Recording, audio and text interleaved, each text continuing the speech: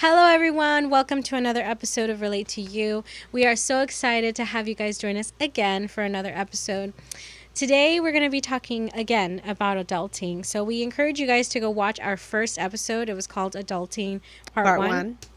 And basically, we decided to look up what are the top things, according to Google standards at least, that every adult should know. And we want to assess ourselves and see where we meet the standard, where we don't, and kind of discuss. So join along with us if you are in the adult category or you're not. See if you know these items and you can also relate with us. So for today, we're going to go through about 5 or 6 different things that are on this list, starting off with an adult should learn or know how to communicate through body language. What do you think first that means? I think that it means to use your manners, your mannerisms, to use your, the way you point your legs or whatever, to relay a message. Like, what does this mean? You're closed off for the most part. But what does this mean? You're open. Yeah. Even though it's not always the case, sometimes Definitely. this could mean you're just quiet, comfortable, shy, or you're there secure, you go. I think for me, what it means is that people don't know how to read the room. Oh. So a lot of the times, a lot is expressed through body language or through even facial expressions. And I do think that at least where I've witnessed this getting lost a lot is when someone is telling a story. I don't think a lot of people know when their audience has checked out or when their audience is no longer interested. And I think I learned this through having a life group. I actually had someone fall asleep on one of my lessons. Yeah, it was not a good day. But that experience was something that helped me change my approach when I was teaching. When I was teaching the juniors, when I was in a junior ministry teacher, same thing. I could tell when they were losing their interest or their attention span was no longer there. So I would animate myself a lot more. I would make bigger gestures, or I would make certain connections of like, what about you? What do you think? The one that I know is not paying attention, so that they're like, oh, she's talking to me. Let me pay attention. Let's bring them back. That's where I've seen it the most, where, I had to change my way of expressing myself or telling a story or whatever, because of those experiences. But now I know when something has happened, like in my life, and I'm like, okay, I want to share this, when to stop talking and to close it off. But because of the body language that I'm receiving. Right. But do you think it's that people don't know how to read the room, or they just don't care? I feel like there's people that really don't care. They just want to talk about themselves. Well, assuming that this person, and we're obviously taking into consideration that there are people who lack social skills, or because people have some kind of condition or diagnosis that they're on the spectrum that they can't. I know we're not talking about that necessarily. We're talking about, for the most part, people who have grown up. Right, yeah. Who can, for the most part, assess a situation. I'd like to think it's because people don't know how to read the room. Interesting. Or, and I see your point, what you're saying. I feel like I've encountered people that truly don't care. They just want to share their last trip, or my kid did this, or this is my diet, or I only eat this, and I'm gluten free, and oh my god, I don't think, I really don't think that they just sit there and like, is she listening to me? They could care less. I think the where I can agree with you is if it's a one-on-one conversation, I would say they don't read the room. If it's multiple people, then I can agree with you and say, okay, yeah, this person just doesn't care, because there might be at least one in the group of 3 or 2 that is listening. Or there's always that one person, I tend to be that person, that out of grace is going to humor you. Yes. And is going to be, wow, oh, okay. Because I do sometimes think it's rude when you're just like, okay, because I've gotten that. I have gotten that. I've given that. And so that's when sometimes I'm like, all right, I'll humor you. And then I'll be like, oh, okay, that was a nice story. Well, it's good to see you, you know? Yeah.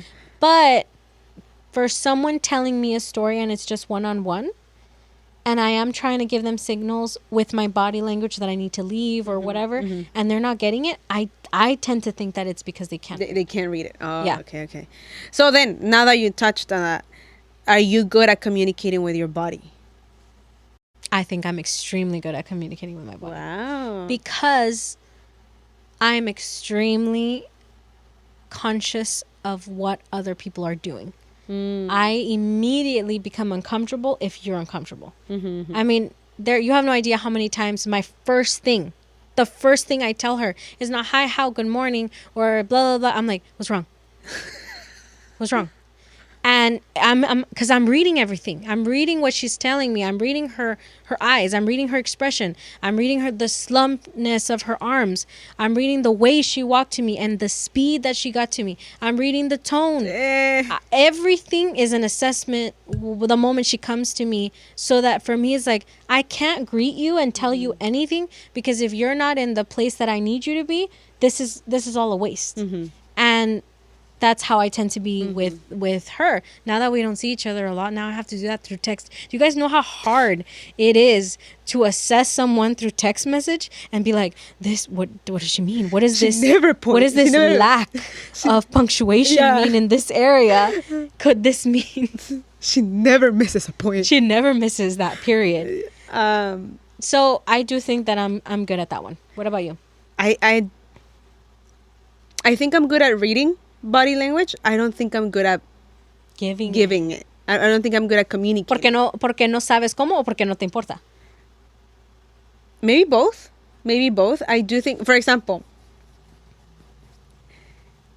I knew my face was very expressive, but it wasn't until I met you that I was like, oh yeah, my eyebrows do a thing of their own. Yeah. And I do think that they tell you everything. Like, for example, here's the thing. I think I'm good at saying, okay, I want to be open. I want to show this person that I'm being respectful. Y me siento bien y todo eso, you know? Yeah. And I try to not I try to not do this. I try to not look like this. I'm good at that. So I can communicate. You know, I'm also like, when I'm talking to people, I'm looking at them, and I'm being open. I'm being expressive. I don't move my feet on a different direction. You know, that's because you've read that. Where? Well, here's my assumption of you. My assumption is the reason why you make an effort to do those things is because you've read of the psychology behind yes. body language. Yes, because I want to be good at communicating with my body language. Now, all that is good until you get to my face. I could be doing this, and that whole time I could be doing, Yeah. I'm open. You know, I'm open. My feet are looking... I'm respectful. My feet are looking towards you. I'm looking towards you. My hands are here. I have my hands here. I'm not like this. Whatever. But I'm like, interesting. Yeah.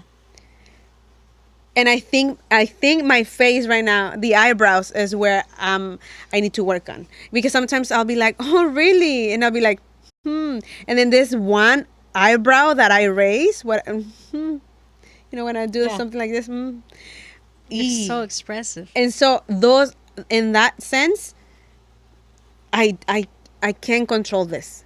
So I don't know how to yet. But the other aspects, I feel like I can. But again, nada me sirve to be all like intentional about my feet and my hands and, how open I want to be if I'm like... Yeah.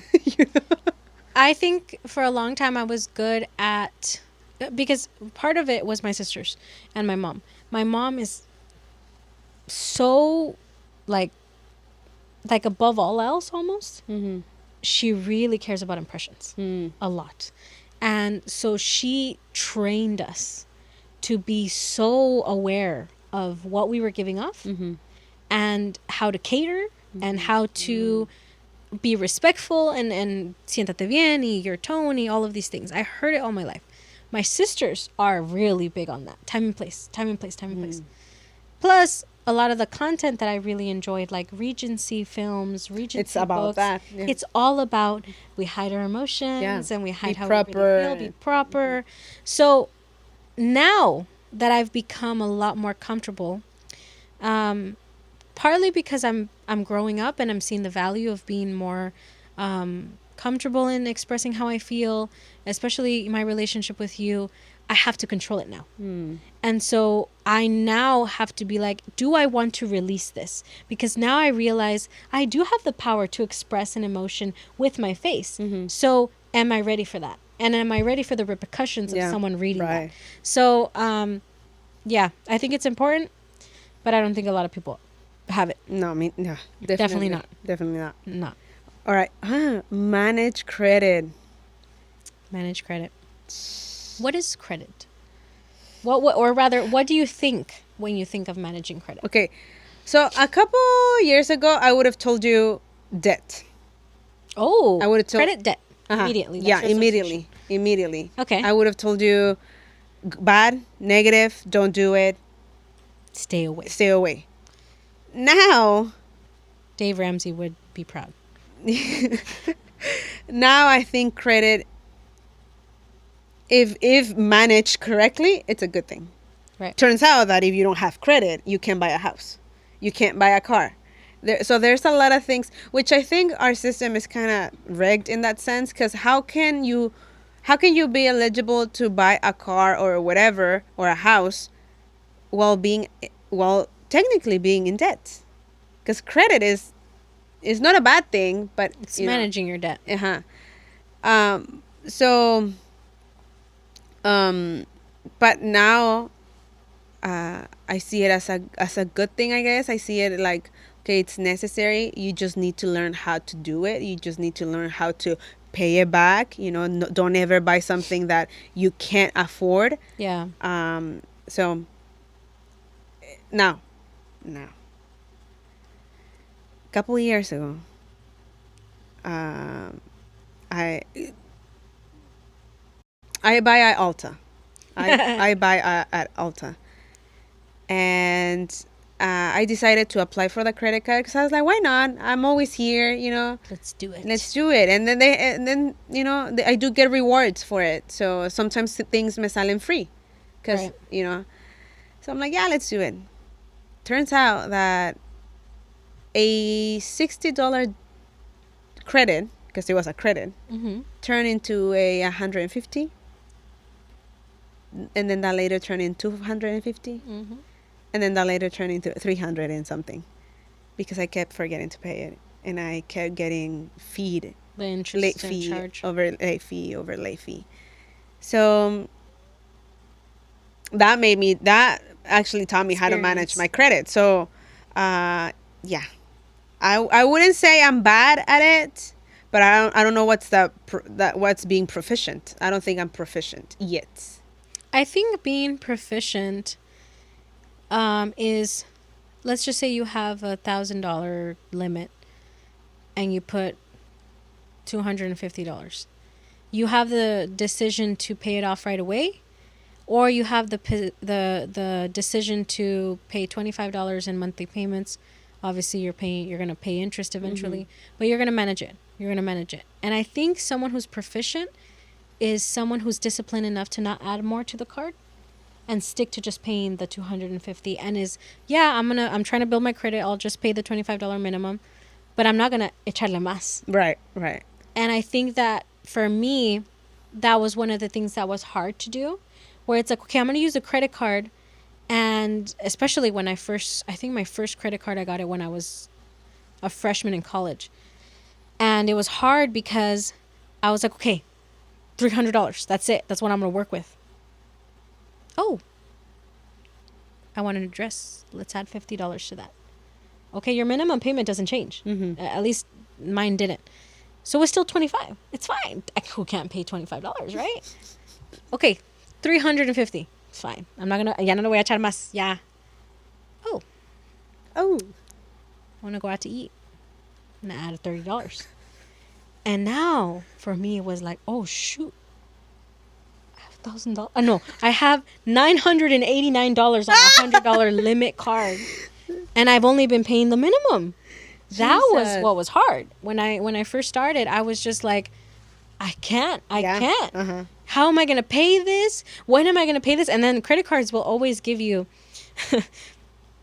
a bar, like a little chart or whatever of like, if you pay your minimum payment in this amount of time, this is how long, or rather, if you only pay your minimum payment, this is how long it's going to take For you to pay the whole to thing. pay this much, and then eventually this is how much interest you're going to pay off of an original $300 thing. Mm-hmm. So that was hard for me to manage. And then as I got married, one of the biggest things was, if we don't have the money for it, we don't have the money for it. But when you have credit cards, you feel like you have the money for it. So you're like, I know. This was the hardest thing for us. It was like, all right, our budget, we did everything to our budget, right? We are remaining a certain amount of money at the end of the month. We're good. We're not going to pay anything else. No food out. No this, no that, blah, blah, blah. Because that money is what we're going to use for the next month, right? But we want to eat out. Or we want to go on a trip. Or we want to do something. It's fine. As long as our finances are good and our bills are paid, that's good. That's why we have the cards. And that mindset of using a credit card like a security thing, which, yes, it is. But if you don't have the discipline for it, now you're like, it's fine. Now what we're going to do is that the credit card payment is now going to just be a fixed bill. It shouldn't be like that. Yeah, no. It shouldn't be along with my utility, along with my mortgage, along with all the other things that I can't change. Now we're going to add a credit card to the budget because it's there. We've already done it. So I can't say, guys, that I'm the expert in managing credit. That one is for sure still taking, Joel and I, a lot of time to work on. What I will say this, and I will say this tidbit of like, use it to however you want. Advice. I was able to have really good credit thanks to my mom. Because she had really good credit, she was really smart about doing this. I don't know if she did it with all my sisters, but I want to say she just did it with me, or maybe Annie. She put me on her credit cards. Oh, yeah. When I was like 14 and I didn't even know. So what she did was that as she was paying things, my name was getting a history. So it's like, okay, you've been a credit card member since, right? But it was because of her. So when I started opening up a credit card, my first credit card, it was like, oh, you've had a history for a couple of years. So that bumped me at a higher credit score, not because of me, but because of myself. This pisses Joel off every time I tell him, because he bought a Cadillac when he was, I think, 18, and he paid it off in 3 years. And he no tenía vida for 3 years. He just worked for it, paid off the car in 3 years, and that's where he got his credit, right? And when he hears my story, he's like, you didn't even do anything. Like, you did nothing. It was your mom, which, thank you, but at the same time, it's like, if you only knew for 3 years, I didn't go out. I didn't go out with my friends. I didn't do anything. Oh my gosh. I just had work, pay the card. Work, pay the card. That was it. Or the card. Yeah. So, yeah. Still taking a while to fully get that one. Yeah, okay. So then, no? We're not adulting right in that area? Not yet. Not yet. Okay, perfect. Goal setting. Jesus. So I'm assuming it's not just goal setting, because I can say, oh, this is my goal. This is my goal. It's actually achieving. Yeah. Are you good at achieving your goals? That is my goal this year. I'm actually not joking. But last year, I realized that I tend to start a lot of things and I don't finish it. Down to my knitting project, which is eventually is going to come out of the podcast, and I'm going to show you guys when it's Dude, completed. but really, don't give up. You have gotten a lot. You've got a lot, dude. It's just there's always another thing. I know. Pero, like, it's almost done, dude. It's almost like you're almost there. You're almost there. Don't give up. Sorry. This year, I actually completed a race, virtually. So basically, what it is that it will log all the miles you do during the day, And obviously the goal is that you obviously exercise on top of that so that you can complete it faster. And so anybody can download it. I mean, you do have to pay because obviously it's supposed to have some kind of commitment. But I did this virtual race, and I want to say it took me like a month to complete. It was 33 miles. Mm-hmm. It was in December and a little bit of this year. And I completed it. And I was really proud of that one. Just because I am proud too. just because like I said, I don't tend to always finish what I set out to do, at least not recently. In certain things, like I want to say, like, you know, me justifico of like, well, I cooked dinner, you know, or I cleaned, I or ran. whatever. I ran, you know, today, but like, this year my goal is like the things that I put on paper and I say, okay, I'm gonna really work towards this, that I finish To do it. But it is hard for me sometimes. Definitely. I think I'm on the same boat. I think Really? yeah, I don't think I But you're the kind of person that si dije que lo iba a hacer, lo voy a hacer. sí. Oh, definitely. Pero that is why no me pongo goals. Isn't that a goal? I mean, okay, for example. Si yo te digo that attitude, I carry that attitude with like, if I told you I was gonna be with you this day, I'm gonna be with you that day, unless something else see. happens. You know, I guess it's more of a responsibility, but with goals. Like for example, let me finish the project I started 3 years ago. I don't know. You know, I guess the matter of debate is, what is a goal?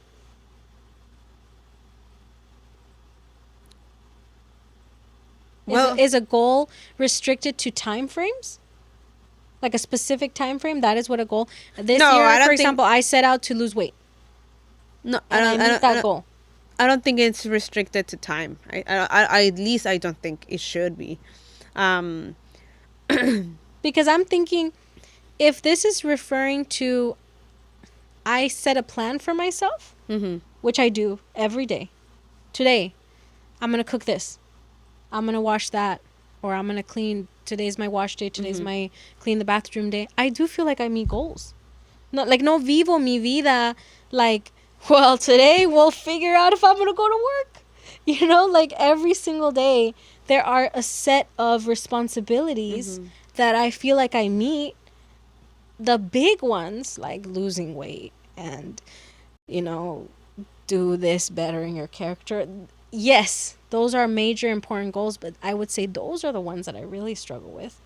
The major things that And are I'm the other way. What do you mean? I'm the other way. I feel like okay. Go to work every no, day? I do go to work, and Pastor, please don't hear this. But there are times where I get there and I'm like, okay, let's figure out what to do. I mean, there are set things already. There are set things already that I know I have to do. You know, every Monday, every Tuesday I do this. Every Wednesday I do this. Every Thursday I do this. Every Friday I do this. Or como sea. There are set things. So there aren't goals anymore because they're set. They're already set. I have to do them. For me, goals is like, okay, I get there and I sit there and I'm like, okay, what needs to get done at the beginning of the week? And then, you know, and then I'll work my way, whatever, during the day.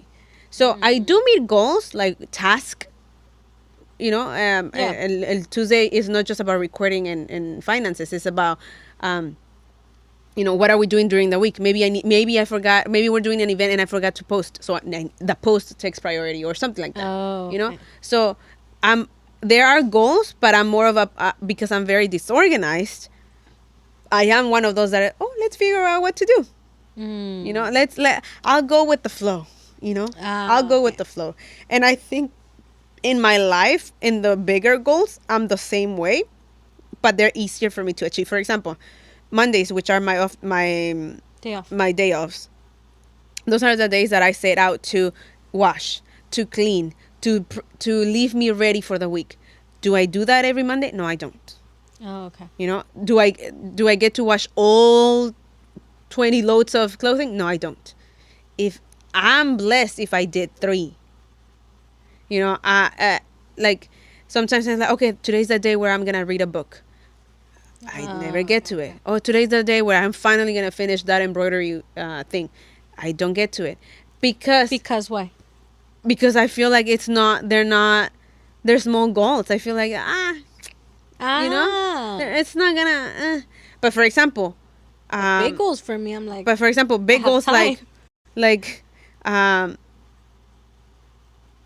don't want to say losing weight because I don't think, no, but growing muscle.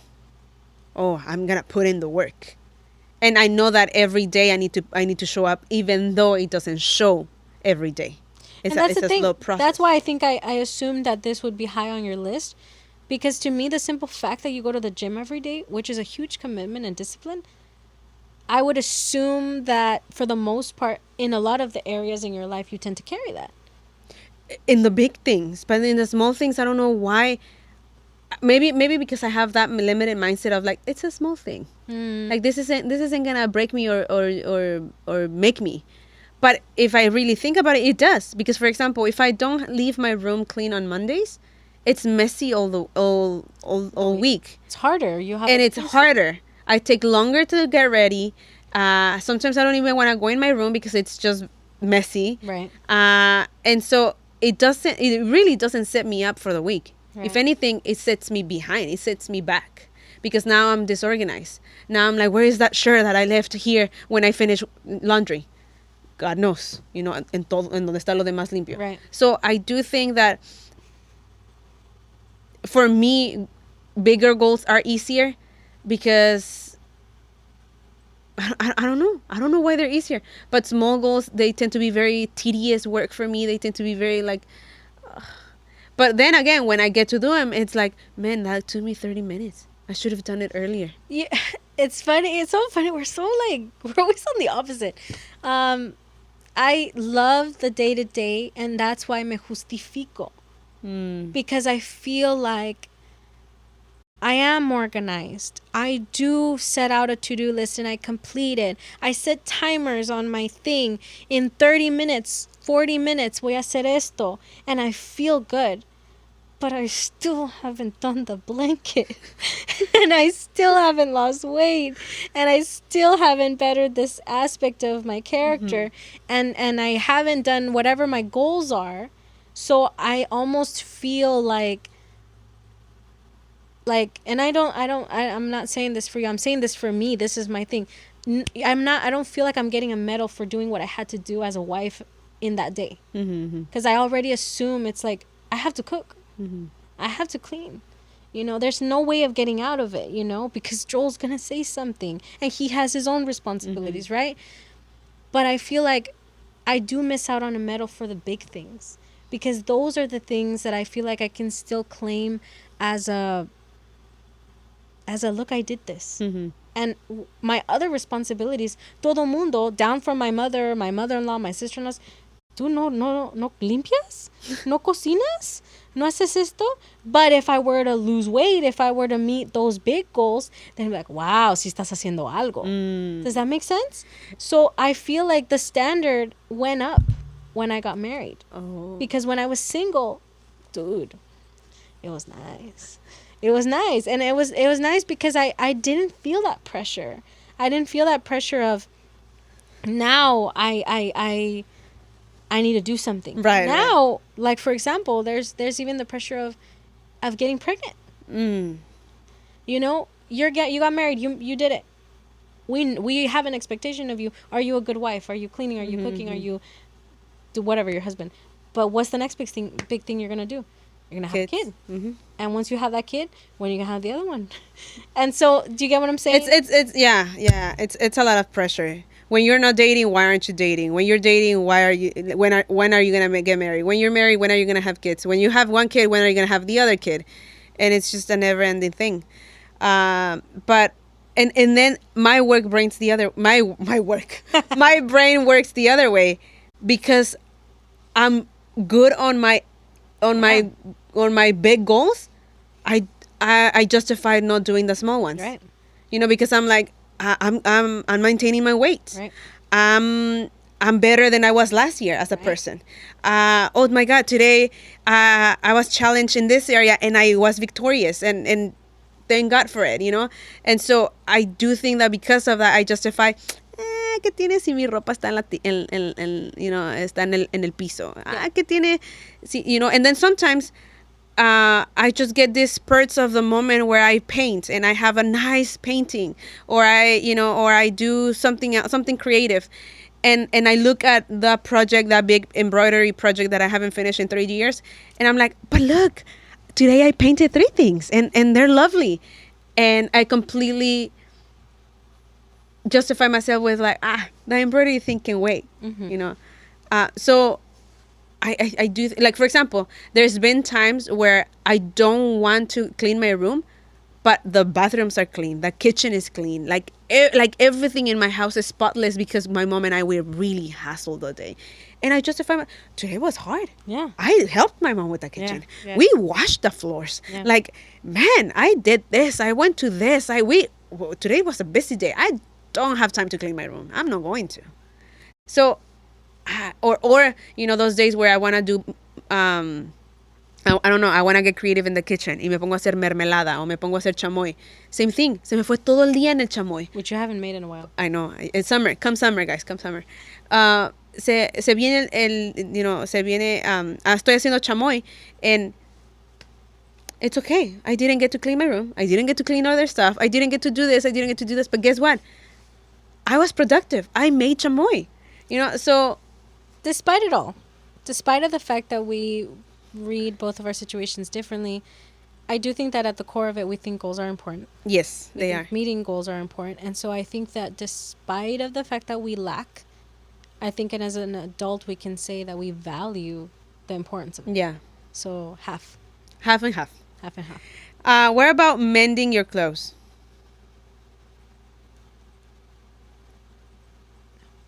I'm good at that. You are? I am. I like to I sew. can fix like a little thing, like right here, but a button maybe, but that's it. Well, that's still okay. No, it's not. Dude, the dress that you gave me that has the thing? I don't even know how I'm going to do that. I don't even know. So, no, I would not be able to hacer una bastilla. I can't do that. Oh, well, me neither. I'm very limited. But for example, let's say you were to rip here. Yeah. I can sew it back in. And fix it. I can fix it. And does it look like crooked? Oh yeah. But I mean, I'll do my best work, but still not the best. But I've altered my clothes. I used to do that a lot when I started going to church. I used to do that a lot. I would, le metía la ropa, le sacaba, le ponía moños or something like that. I would mend like my rips on whatever with a fabric underneath, like a patch kind of thing, or I would embroider over like a hole or something. Wow. Yeah. But I don't know why I stopped doing that. Obviously, because it's easier to just buy something that's already made. It was fun. Yeah. But I do think I can, like, if my husband llega un día y me dice, cóseme esto porque se me rompió. Of course, honey. Y ahí me ves cosiendo.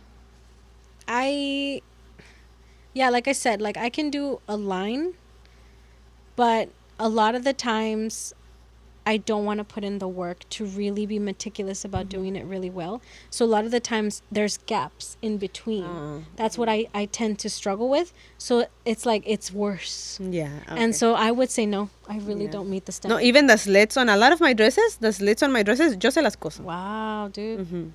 Te las voy a mandar. Please. Yeah, no, I don't. So I say yes for me. You say no. No. Mending clothes. Okay. Oh, that was quick. Speaking a second language. Claro que sí. Somos bilingües aquí. Je parle un peu de français. Un peu. But that's about it. There's few things I can communicate because I took 4 years in French and I was good for nothing. But I can speak a second language. Wow. I can speak a little Korean. Yes, you can speak a lot of Korean. But I'm not going to do that because you're going to like butcher it. Yeah, but why is it valuable? The U.S. is the melting pot. Yeah, the melting pot for multiple languages. And I do think, despite the fact that English is the world language, I do think that I've been seeing a lot of Spanish everywhere. 100%. And in like the other day, we were crossing la línea allá en Tijuana, and my mom I started talking to a white guy who was from Germany. He didn't speak English, but he spoke very good Spanish. Wow. Wasn't that amazing? My mom was telling him, oh, sí, te vas a ir por aquí, te vas a ir por allá. Wow. And porque él no hablaba inglés. That's And cool. he was just able to communicate with her in Spanish. Wasn't, and I That's thought, awesome. wow. Y mi mamá le preguntó, ¿cómo es que sabes español? Dice, oh, es que en Alemania te enseñan 3 idiomas. Alemán, no me acuerdo, English, and then I don't know what others. And he's like, pero a mí nunca me gustó el inglés, o yo aprendí español. Oh, that's cool. Shoo. I would not be able to do my job without actually Right. everybody in my And you, job, I want to say at least 90%, they're all bilingual. They have to be. You wouldn't be able to do the job without it. And so another language, at least because of where we're located, that is super valuable right now is Mixteco. Oh, yeah. Super valuable. And then for other areas, it would be Punjabi. But for Indian. Indian, yeah. But I see a lot of patients that they need Mixteco services, language services, and that one's a big need. But yeah, I see A that. couple years ago, I heard that Port Hueneme was having classes to teach Mixteco. Whoa. Yeah. I believe. I feel like I had a friend that kind of was interested in taking those classes because, again, there is a need for that community. There is a need to do that. Speaking of, I've always been curious. Even though you like Indian cuisine and Indian culture, and then I feel like you've picked up some words and everything. Mm-hmm. Was that not ever a language that you were like, I'm interested in learning? No, because maybe if I was in high school and there was an option for it, but Hindi is not ever an option ever. No. It's usually Spanish, French, and English, and German for Joel. He took German. But I think as an adult, because there wasn't like an option, like, hey, you could learn this, and yeah, I guess I could have like gone on YouTube and stuff, but I don't know. But it wasn't, because I know that when I started learning Korean, it was because of the movies, because of the I fell in love with the culture, so that's why I need to learn some Korean so I at least can immerse myself in the culture. And like it's happened to me before where I'm reading the subtitles and I'm like, oh, that's the wrong translation. I'm saying this with again, I'm not good at Korean. It's just because I at least know the culture. I know that in English they have to translate it very differently. Yeah. So I know the meaning in Korean if I'm. But you also had Korean friends. Yes. And yes. I think that's a big And difference. I did take Korean classes for 3 years. So yeah. I had one friend who was Indian, and that was in high school, but I wasn't completely in love with the Indian culture until I got to college. And I never really had someone to really talk with. And, there isn't a lot of, like, for example, we can go to Suda or whatever. We can go out to eat and we pick a Korean restaurant. There really isn't a lot of people that like Indian food. At least not within my group of friends. Yeah. And so even in that, like, there wasn't a lot of, like, how can I enjoy this with someone else? Because that's a big key, I feel. When you speak a language, that's why French for me didn't really go far. If you don't have someone to communicate with, it's going to be hard, yeah. It's going to be hard. You're right. So that's why. You're absolutely right. Ah, man. Last one. And then the last one. Apologizing sincerely. An adult should be able to do this. I think I do. And I know my tone sounded like very excuse you. Yeah, I think you do. But I think it took me a while, for sure. I think it took me years of being like, sorry, having... Sorry you feel that. Sorry you feel that way? Uh-huh. You allowed yourself to go there. To go there. I do think I used to be very like, oh, wow, you're giving me that power over how you feel. Wow, amazing. Yeah. And I used to be very nasty about it, very crude and cruel. But now I can sincerely say I can apologize sincerely. I can apologize very sincerely to a lot of people. The one that I struggle with the most is Joel. Just because it's a pride issue, you know, and a lot of the times you think you're right and you're not. And it's happened where I thank the Lord for my husband. He loves me. He loves me.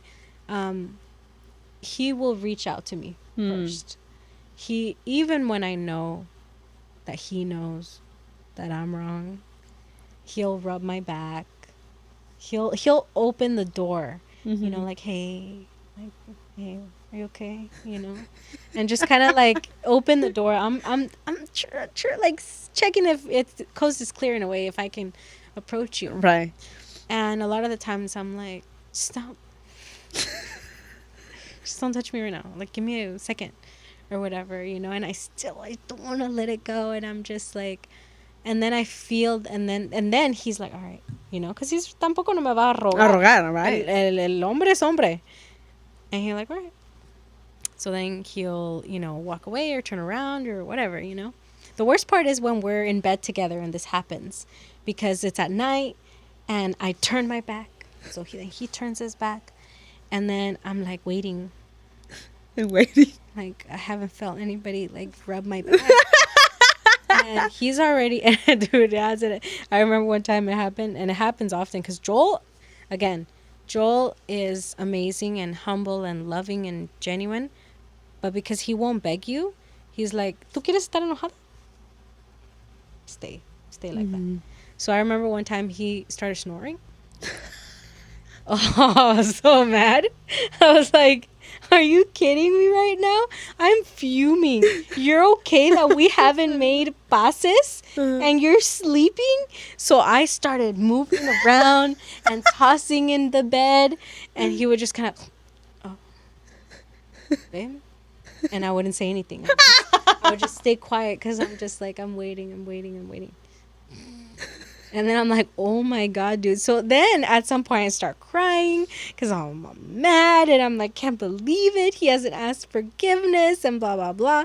And I have this whole, no me quiere. He doesn't love me. And all this spiral, right? And then it hits, you know, I believe it's the Holy Spirit that's telling me like, dude, what are you doing?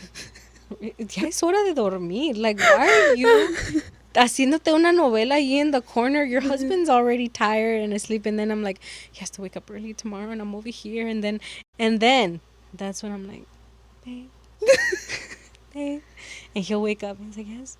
And then I'm like, I'm sorry. And he's like, why are you being mean? You know? And then that's when he, you know, hugs me and I cry. And I'm like, I'm sorry and blah, blah, blah.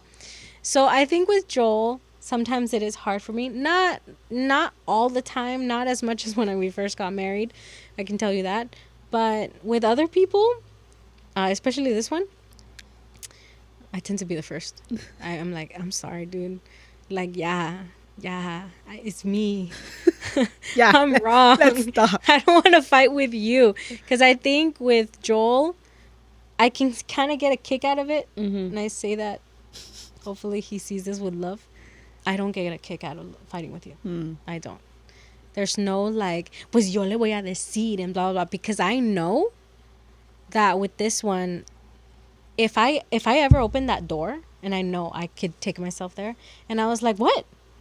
I know you're going to come back with 10 times more, and I'm not going to be able to like either fight back or then it's really going to be a big thing. So I'd rather just be like, I'm sorry, dude. It won't happen again. And then obviously yo también, once you do that, I'm like, okay, no, you know what, yo también, I'm sorry, I messed up on this area, and you know, okay, yeah, let's patch it up, let's not, you know, take it. But with my with my older sisters, I don't really fight to the point where I have to apologize. But with Kelly, it was me apologizing every single time, because Kelly's just that much prideful than I am. Oh, she's your match. Yeah. And so But even with her, even though I would apologize first, there were times where I would do that kind of apology where it's like, I'm sorry if you took it that way. That was not the intention, but I can't help you with your feelings, so you need to take care of that. But I'm sorry, kind of Yeah. very, very inconsiderate apology. So it was through the years that we both learned, one, to apologize, and two, to also not allow the other person to sort of gaslight you. That's pretty much a gaslighting That someone. is what it is. That is what it is. And so there were times where she'd be like, no. You said something hurtful, and there was no other way for me to take it but hurtful. The way you put it. But the way you put it. And I'll be like, you're right. You are right. Absolutely right. Or on the other end, too. I will apologize. I just did, and it was sincere, and I didn't, gaslight you. If you don't want to take it, fine. Don't take it. De todas maneras, the apology is for me. It's not for you. Right. But just know that no te voy a rogar. Yeah. Just know que se acabó aquí. All right? I'm sorry up to here. Más ya no voy a hacer. No me voy a trapear el piso for you. And so it was a lot. It was a lot of that. Pero for example, let's say at a job setting. Like, at a job setting, I've had to do it. Yeah, same. I've had to apologize to my boss. It's not fun. But it's all in the humility. Yeah. It's all in the ownership. I messed up. I think the worst ones is where you have to apologize when you disagree. And you really don't think that you're in the wrong. And then you have to say, I may disagree, but you are my boss. And if this is the protocol, or if this is the standard or whatever that I need to do, I will do it. And that's tough. And so I do think there's a value in apologizing in general. It's important because if you want to have successful relationships with people, you need to know how to apologize. Right. You need to be able to take ownership for when you make a mistake. But in the professional world, of course, you need to know when to own I made a mistake. Or at the very least, regardless of whether it was your intentions, you need to be able to say, okay, this person is telling me that they have a boundary. I need to respect that. Right. This person did not appreciate, what I said, the comments I made, the assumption I made, the, joke I made. I need to know, at least for this person, I need to make sure that when I'm around this person, I need to watch out. And unfortunately, especially now with or I shouldn't say unfortunately, but with HR, and there's a lot of things, people, that's all that it is. You're meeting different types of people. People have different ways of being and what's comfortable for them. You gotta know how to deal with different kinds of people. You have to. I remember, for example, there was you're not supposed to technically talk about, obviously, like abortion, what's your views on, political beliefs at work, because it can always spark up something. And I remember there were two coworkers that were talking about Trump. They were talking about abortion. They were both very anti-abortion. And a coworker she said it, I'm not comfortable with you guys having this conversation. Wow. Now, I, believe it or not, as someone who does not agree in abortion, and I, in some areas of the conversation, could align with them, I would agree. I agreed with the coworker because this might be a conversation that I might be okay with, in a different setting to engage. But what if it wasn't a conversation that I was okay with? What if the conversation was, I can't stand Christians? Every Christian I've ever met, or they're this, they're that, or, Mexicans or whatever. What if I was the individual that was offended? What if I was the individual that was really having a hard time with whatever they were talking about? Right. Because of that, I could agree with the other person and say, yes, I can identify that in this setting, this is not the appropriate setting for that. So I would agree. Yeah. We shouldn't be talking about these things. And so, for certain things, I think we have to just know how to deal with people. And were they upset? Of course. Did they blacklist that person and be like, oh, tú vas a ser una delicada así? Of course. Of course. But those are the things that tell you have to be aware. Yeah, I absolutely agree. I think apologizing in a job setting is very humbling. I mean, any apology, any sincere apology, it's about being humble. It's about humility and, um, like you said, sometimes not even recognizing if you did wrong or not. It's sometimes just recognizing whatever I said hurt you. Even if that was not the intention, but it still hurt you. So I'm going to take that in consideration and still assume some responsibility because, well, that wasn't my intention. Well, I tried for it to not sound a certain way and you still took it a certain way. De todas maneras, I said it. De todas maneras, there's, as soon as something leaves your mouth, a lot of people think it's like, nope, I put it there. You take it however you want. And it's like, no, you need to be responsible. You need to take accountability for whatever comes out of your mouth, whether it's good or bad. And so I do think that that process only comes with humility. That process of like, man, I'm so sorry that what I said hurt you in this manner. I promise I won't say it. I won't say it. I won't talk about it anymore. Like, this is the last time. Versus, didn't think you would take it in that way. Man, I don't know. I'm sorry if it offended you. My words were not to offend no one. But since they did, hey, sorry, oopsie. Yeah. Oh, yeah. It's like, bro, mejor don't even digas apologize. nada. Mejor, or I've been on the receiving end of apologies of like, I'm so sorry that what I said hurt you. It's just I've been in this for so long. I thought you weren't, I thought you didn't know, or I just or I'll do you a better one better. I'm just like that. Oh, That's acéptame. just who I am. Accept me. That's This just is who what I you're am. Don't take it personal. I'm like that with everyone. Bro. Like, oh shit. Yeah. Jesus. So you're telling me that you're this kind of person with everyone, and yet we are the problem. Mm-hmm. We have to cater. We have to cater to you. We have to not take it personal because you're this, you're this type of friend. Yeah. Boy, that one boils my blood. That kind of apology of like, this is who I am, take it, because I'm not going to change. Yeah. Man. Or they're speaking from a power perspective, from an authority perspective of like, I'm better, so I'm not gonna change. I'm not going to change. I'm older. Yeah. That's what you're getting. Yeah, I'm your this, I'm your leader. I'm so and so. Sorry. Sorry. Nah, dude. Like, mejor at that point, don't even apologize. At that point, just let it go. Let it be on the air and hope it disappears. But I as we mentioned, I think that at the core of it, the key to a sincere apology is humility. Humility. And if you don't have ease with humbling yourself, then that's going to seep through. Yeah. All in all, these were our categories for what Google had set for standards. And so we hope you guys enjoyed it. We hope it provoked some thoughts for you and you assessed yourself. And we hope you guys can join us for our third and final episode on this topic. Yes. See you guys. Bye-bye.